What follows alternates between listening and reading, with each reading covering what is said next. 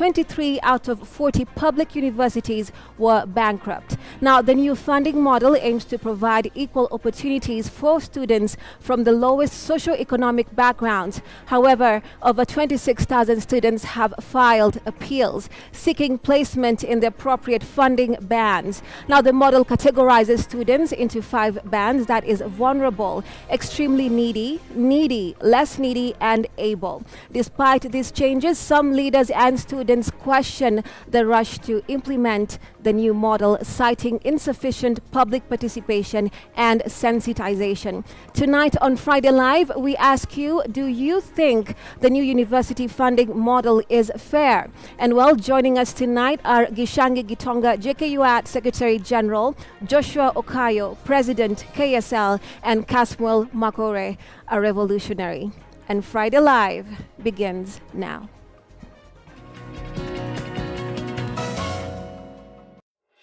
The Ministry of Health confirms a 3rd case of monkeypox in the country involving a 30-year-old patient.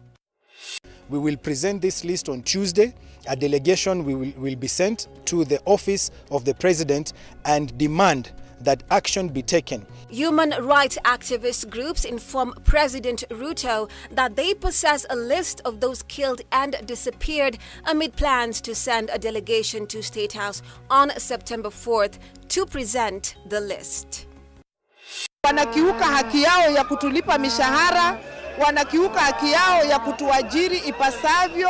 No confirmation, no school. KUPPET vows not to end their protest until a return to work formula is agreed upon, as the strike by public secondary school teachers enters its 5th day.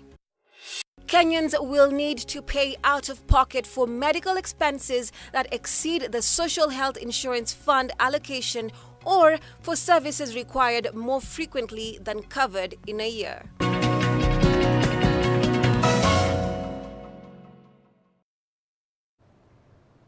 Now, the Ministry of Health has confirmed a 3rd case of monkeypox in the country involving a 30-year-old patient. Now, Public Health Director General Patrick Amoth stated that the patient, who was immediately isolated, is in stable condition and on the path to recovery. Amoth assured the public that active surveillance for suspected cases is ongoing across all counties to prevent further spread of the disease, which is transmitted through close contact with an infected person. He also reported that a section of patients previously diagnosed with monkeypox has fully recovered and has been discharged after treatment.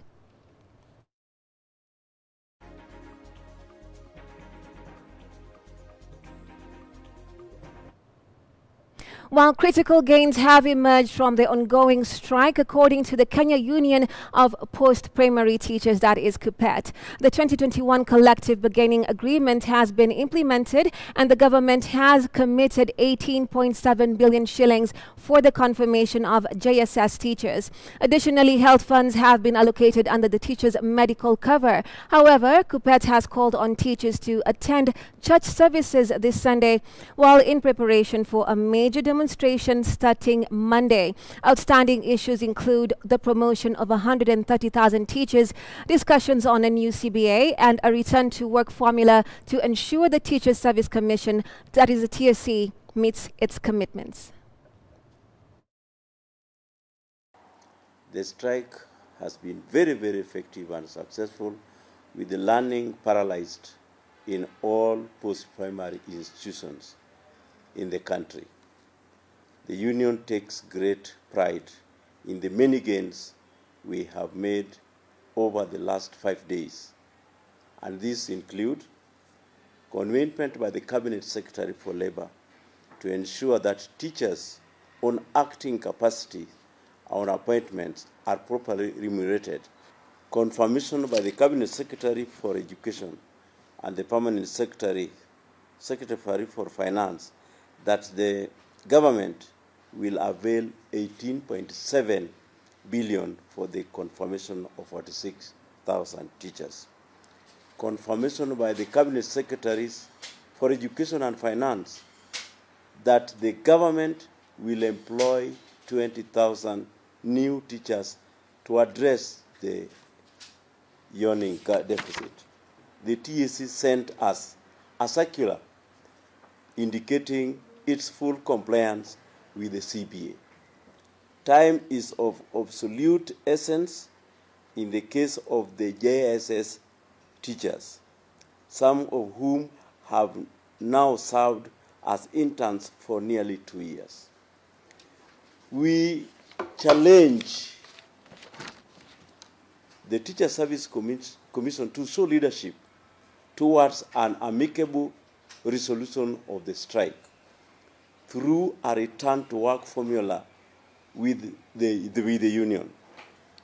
And lastly, the union has asked branches to mobilize all teachers to attend religious services countrywide on Sunday, 1st September, to offer prayers and arm themselves for the mother of all paralysis starting on Monday next week.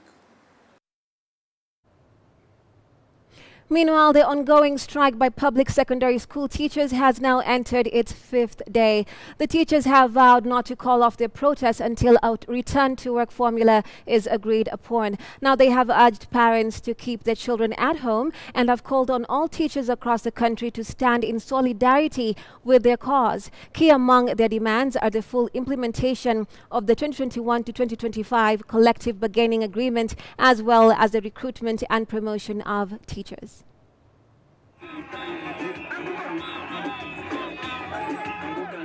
The strike by public secondary school teachers has continued for the 5th day in various parts of the country. In Mombasa County, JSS teachers joined the strike, leaving students without teachers in class. The striking teachers condemned the Teachers Service Commission's TSC threats against those participating in the industrial action. Wanakiuka haki yao ya kutulipa mishahara, wanakiuka haki yao ya kutuajiri ipasavyo. JSS teachers hakuna mtu ambaye anaandikwa contract for 4 months. Haijasikizwa, haitaisikizwa. No confirmation, no school. In Kirinyaga County, teachers reiterated their stance, refusing to return to class until a return to work formula is signed. Tuandikanie kitu inaitwa return to work formula. Isipokuwa hivyo, hatuendi shule, hatufanyi mtihani. The teachers called on their colleagues and parents to support the strike unless the government officially hires JSS teachers and meets all their demands. The president yesterday said that he employs the JSS interns at a rate of 25,000 per month. Na hiyo ni uongo. Tunalipa 17,870. Kwa hivyo hiyo ni uongo, na akasema ameajiri 56,000 teachers. Ameajiri only 9,000 teachers. The other 46,000 are internship. You visit a medical facility, then you are sent away. You are told the government has not yet remitted the amount of money that is supposed to be used to treat the teachers. JSS teachers, they should be confirmed as early as yesterday. In Nandi County, the focus was on the implementation of the collective bargaining agreement CBA, with teachers expressing frustration over the government's inaction. Teacher Service Commission and the union to sign the return to work formula. Hatutaamini chenye tunaambiwa. Pale Kakamega, viongozi wetu 4 wamekuwa arrested na wamekuwa wakipigania haki yao. Serikali msituchokose. Those colleagues must be released with immediate effect. Don't intimidate us. Naambia parents wakae na wanafunzi wao wasilipe fees. Fees hazifanyi kazi sasa hivi. In Migori Town, the protest intensified, with teachers advising parents not to send their children to school. We are also telling the parents, this is a war not for teachers alone. It is for teachers today, teachers tomorrow, and our children that are going to come. So it's a war that every Kenyan must take part of. The standoff between the Kenya Union of Post-Primary Education Teachers KUPPET and the Teachers Service Commission TSC shows no signs of abating, while TSC insists that negotiations will only commence once the strike is called off. KUPPET remains firm that the strike will continue until the demands are met. Harriet Chimea, K24. While in other news, the Law Society of Kenya has challenged President William Ruto's assertion that no one has been abducted during the Gen Z revolution by releasing a list of 73 individuals who are missing under unclear circumstances. LSK President Faith Odhiambo has condemned the government's blatant disregard for court orders, highlighting the recent abduction of 3 youths in Kitengela. Despite a court order for their release, Bob Misheni, Jamie Longton and Aslam Longton remain held incommunicado. The Ruto administration has been urged to uphold the 14-year-old Kenyan constitution and avoid a return to the dark days.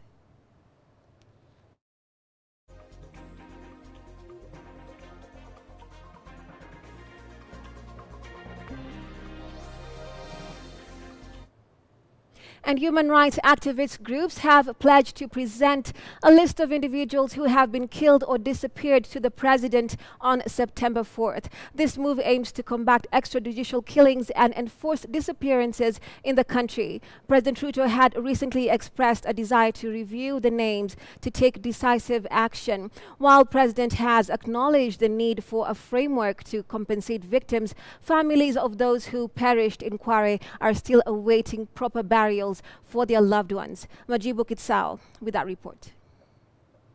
Extrajudicial killings and enforced disappearances have become a major human rights issue since the start of the Gen Z protests. Despite President Ruto's pledge to prevent such abuses, recent events contradict his assurances. Just a day after the president requested a list of victims, human rights groups led by Vocal Africa CEO Hussein Khalid will deliver the list to the president on Wednesday.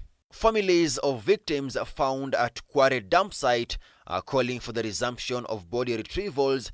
They express frustration over the extended wait of nearly 2.5 months, which has delayed their ability to bury their loved ones. Kama uko na jina, mtu alienda maandamano, akapotea, hajulikani mahali yuko, tunataka jina yake, familia yake wakuje, patia huyu mungwana hiyo majina. We will deal with that situation. We will present this list on Tuesday. A delegation will be sent to the office of the president and demand that action be taken. Hussein said they cannot overlook the timing and manner in which the Kware killings have been handled, including botched investigations and escape of Jumaisi. Kama wao wanatuambia mwili hauwezi peanwa nusu na shughuli ya kutoa miili pale ilisimamishwa, itakuwaje kama uenda kipande moja iko pale kwa maji na wao wanatuambia tungojee paka tupewe mwili ikiwa full? Wakiangalia kwa zenye ziko pale mochari, ikosekane hiyo kipande ingine nusu na shughuli ya kutoa mili ilisimama, hiyo nusu itapatikana aje? Kila mara tunaambiwa tungoje. Sasa swali yangu ningependa kuwauliza, tuangoje mpaka lini juu watu wanaumia? Sisi kama wa familia mpaka ile siku tutazika ndio tutakuwa sawa. Kenyans are no longer afraid of the police or the state. We shall not relent until the truth is unearthed and justice done to the victims and their families. Even as the country commemorates the International Day for Victims of Enforced Disappearances, some youth involved in the search at Kware now report facing intimidation and threats from DCI detectives. DCI walisema kwamba ukitoa mwili hapo itakuwa ni wewe mwenye umetoa hiyo mwili ndio utakuwa accountable. Majibu Kitsao for K24 TV, Nairobi. Right now, the ODM party, through its national chair Gladys Wanga, now says they will work hand in hand with President William Ruto as the country gears for the 2027 elections. The Orange Party has vowed never again to find itself in opposition with President William Ruto, hinting at a coalition with ODM ahead of the 2027, saying that opposition politics will shift from ODM strongholds. And as Brian Amwai reports, the latest developments happened during the president's tour of Nyanza region, where he launched different projects in Siaya County. Nyanza, Siaya County. 2027 politics took center stage in what is arguably the newest political formation. A region historically associated with opposition politics is gradually embracing governance. The ODM party, through its national chair, declared an end to their long opposition tenure and pledged to collaborate with President William Ruto in 2027. Pia kama chairman ya chama kikubwa zaidi south of Sahara and north of River Limpopo inaitwa OD. Alafu pia nikwambie tu kitu kimoja, ushikane na baba na viongozi wengine, ufanye kazi yako ya kikatiba ya kuunganisha Kenya. Na mwisho, Mheshimiwa Rais, sisi tumeamua kusafiri na wewe. Tumeamua kutembea na wewe bega kwa bega. Lakini saa hii kuna watu ODM wako ndani ya serikali ambayo wameresign. Sasa saa hii hata ukisema kuna kasoro tutakubali. The ODM party, which enjoys popularity in the Nyanza region, has vowed to rally behind President William Ruto's re-election campaign, signaling that the region may already be secured for Ruto. Na jana tulikubaliana ya kwamba hiyo uongozi ya upinzani baada ya miaka mitatu, hiyo kiongozi ya upinzani tutatafutia watu wengine, kwa sababu sisi wote tutakuwa tuko upande wa serikali. With Odinga's exit from local politics, eminent politicians led by President William Ruto praised the former Prime Minister as a leader poised for a new continental assignment. Raila Amolo Odinga, I know you have been my competitor. I know you have been my party leader in the past. But today, we stand together, shoulder to shoulder, for the greater good of the Republic of Kenya. Mount Kenya politics also came alive as DP Gachagua urged Opiyo Wandayi to unite and serve his people, mirroring his efforts in the mountain region. This call drew criticism from some leaders, prompting Ishungwa to respond. Iko mtu hana kwao. Si hapa ndio kwa kina Wandayi. Tukisema akubuke nyumbani iko makosa. Unajua mimi nasemanga niko na kwetu, watu wengine wanampigia kelele. Kuna mtu hana kwao. Mtu akifikiria utawekea baba mtego, utajipata umejitega wewe mwenyewe. Kweli si kweli? Kweli si kweli? Wale wa kuwekea baba mitego watajitega, hawatajitega. Haya basi tumshangilie rais. President Ruto continued his tour in Siaya on day 3, commissioning the Usonga rice mill to boost employment and concluding with Energy CS Opiyo Wandayi's Thanksgiving ceremony. Brian Amuai, K24. Well, you're watching Friday Live and we're taking a short break. We'll be back with more. Stay with us.